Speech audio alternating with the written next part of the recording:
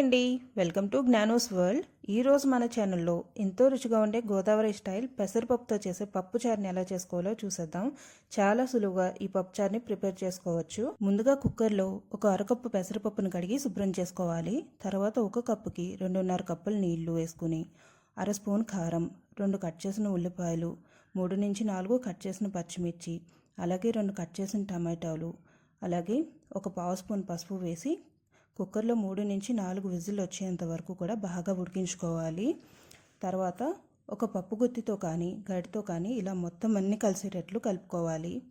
తర్వాత సరిపడినంత చింతపండు రసం అయితే ఈ పప్పుకి యాడ్ చేసుకోవాలి. తర్వాత బాగా చిన్నగా కట్ చేసిన బెండకాయలు కూడా వేసి బాగా ఉడికించుకోవాలి. ఈ పప్పుచారుని అంతా బాగా మరిగించి బెండకాయ ముక్కలు బాగా ఉడికించుకున్న తర్వాత దీన్నైతే తాలింపు పెట్టుకోవాలి.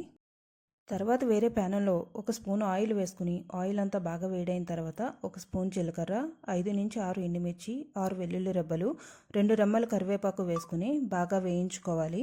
తర్వాత ఈ తాలింపును పప్పుచారులో వేసుకోవాలి. తాలింపు వేసిన తర్వాత ఒక 10 నిమిషాల పాటు బాగా మరిగించుకోవాలి. తర్వాత సరిపడినంత ఉప్పు వేసుకుని అడ్జస్ట్ చేసుకోవాలి. ఎంతో టేస్టీగా ఉండే పెసరపప్పు చారు రెడీ. వీడియో నచ్చితే లైక్ అండ్ షేర్ చేయండి. ఛానల్ని అయితే సబ్స్క్రైబ్ చేసుకోండి. Thank you.